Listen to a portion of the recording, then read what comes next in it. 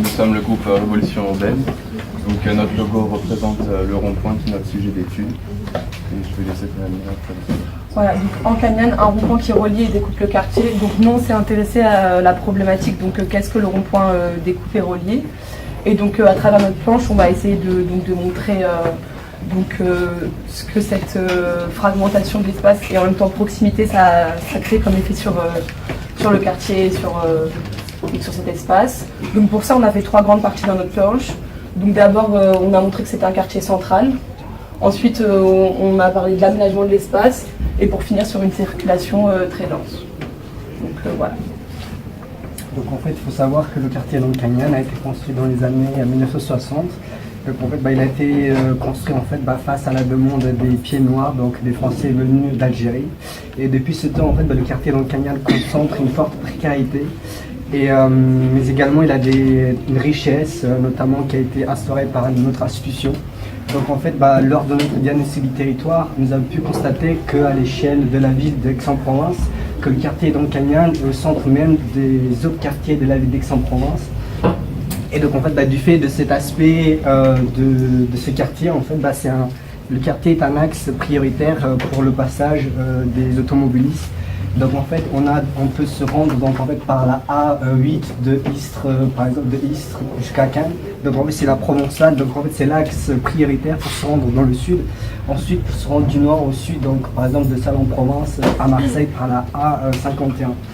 Ça, c'est à l'échelle nationale. Puis à l'échelle locale, en fait, on a la ligne d'Europe en fait, qui permet la circulation de l'ouest vers l'est, comme par exemple de Jas de Bouffon vers le centre-ville, ou bien un peu plus au nord, la route de Galice, permettant également la circulation de l'ouest vers l'est ou de l'est vers l'ouest. Donc en fait, c'est le quartier Cagnan, en fait, en ayant l'avenue de l'Europe en fait, et le rond-point, donc le rond-point de la Légion d'honneur, en fait, concentre de nombreuses circulations, puisqu'en fait, lorsque les habitants ou les citoyens veulent se rendre sur l'autoroute, ou les habitants ou les automobilistes qui veulent sortir ou qui veulent se rendre dans du centre-ville, en fait, ils prennent l'avenue Henri Mouret, et ils peuvent continuer également jusqu'au nord en prenant l'avenue Max Juvénal. Donc sur le territoire, sur le quartier Cagnan, on observe donc les 2 grands axes de passage que sont l'avenue de l'Europe ici, qui permet les déplacements est-ouest, et l'avenue Henri Mouret, les déplacements nord-sud. On a donc 42 500 véhicules qui passent tous les jours dans le quartier. 6 200 voitures passent par l'axe nord-sud. 20 800 entrent et sortent dans le quartier. Et 15 500 passent par l'avenue de l'Europe. Voilà, donc après on a trouvé que c'était un territoire qui avait des potentiels et des contraintes. Donc on a listé pour nous les points positifs, entre guillemets, les points négatifs du quartier. Donc on va pas tous les dire, mais comme point positif, on a mis que c'était un quartier bien desservi, donc notamment par des bus, qu'il y avait de larges espaces, donc les voies elles sont larges et les trottoirs sont larges. Que c'était un lieu où on avait une facilité à se garer gratuitement et que le prix du loyer était plus bas que dans le centre. Et pour les points plutôt négatifs, donc c'est une zone avec beaucoup de circulation, donc ce qui fait une zone très polluée. C'est peu agréable pour les piétons et les vélos. On a une concentration de pauvreté, de précarité et de trafic, donc ce qui crée chez certains habitants un sentiment d'insécurité. Et c'est un quartier qu'on peut dire enclavé et voilà. Donc maintenant on va parler de l'aménagement de l'espace. Donc sur la carte topographique, on observe donc une différence remarquable sur le bâti entre les différents axes. On a ici donc dans la partie des grands ensembles construits dans les années 70 un peu une forme d'alvéole qui donne un aspect labyrinthique à cette partie du quartier. On a au nord des petites parcelles et des résidences qui sont un petit peu plus aérées. Ici nous avons des grands bâtiments, c'était un peu plus dense mais c'est des bâtiments publics. Et dans cette partie l'hôpital qui est lui vraiment très aéré avec des bâtiments beaucoup plus petits. Voilà, ensuite donc on a trouvé qu'il y avait une forme de découpage par l'équipement et par les structures. Donc en fait déjà la structure de la voirie pour le piéton. Donc la structure de la voirie elle favorise pas le passage piéton, donc avec ces grandes routes qui bloquent. Le passage de la gare routière aussi, ça favorise pas trop le passage piéton. Et donc de plus, on a mis ici que les équipements, en fait il y a une grande présence de grands équipements publics tels que le commissariat de police, la maison de retraite, l'hôpital, voilà. Et ces équipements, on y va dans un but précis, donc ça favorise pas forcément les promenades et la rencontre entre piétons dans ce quartier. Donc on va passer à la troisième partie sur la circulation, donc avec une carte de la tram Vière. Sur le quartier, on se rend compte qu'il y a 3 types d'axes. On a les deux axes principaux, donc on a déjà présenté nord-sud et est-ouest. On a les axes secondaires qui forment une sorte de périphérique autour des alvéoles, qui sont principalement donc, destinés aux voitures. Et on a ici les axes tertiaires, qui sont des plus petites rues, qui servent aussi aux voitures à rentrer dans le quartier et également qui servent de parking. Donc on se rend compte que le quartier est quand même plutôt conçu pour les voitures. Donc voilà, donc comme Timothée l'a dit, le quartier il a plutôt été conçu pour les voitures. Donc à cet effet, la ville elle a utilisé en fait ce qui était déjà mis en place pour les voitures, pour les bus.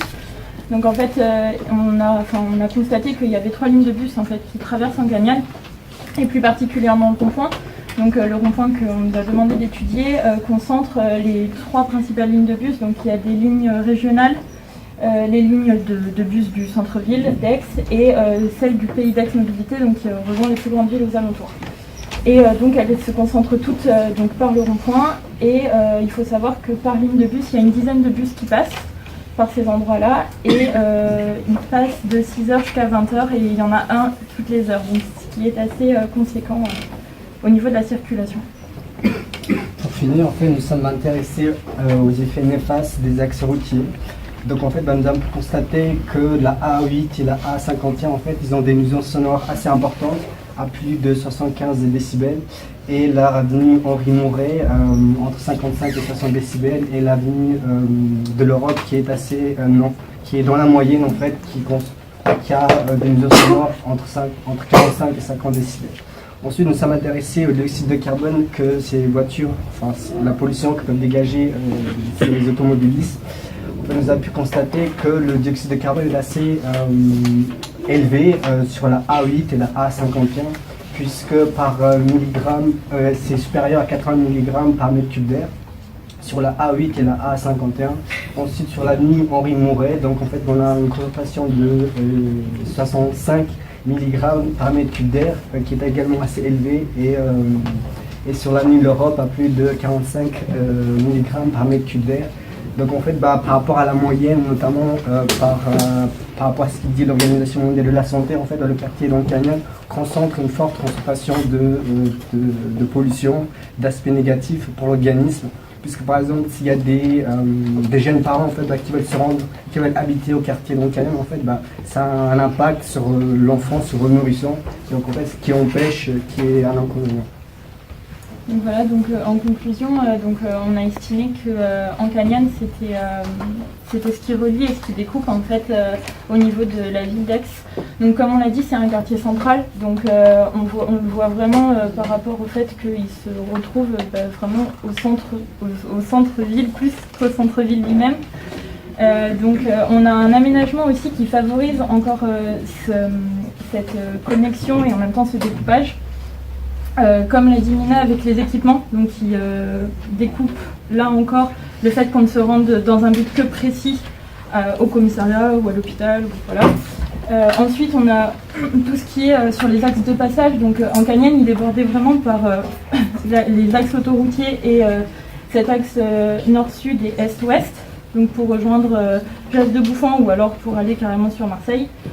Et, du coup, par cette disposition-là, il cumule une concentration massive en fait, de véhicules, ce qui du coup le relie plus facilement avec le centre-ville pour les habitants, mais en même temps qui va du coup faire une fracture avec les habitants qui sont un peu en Encagnane. Merci.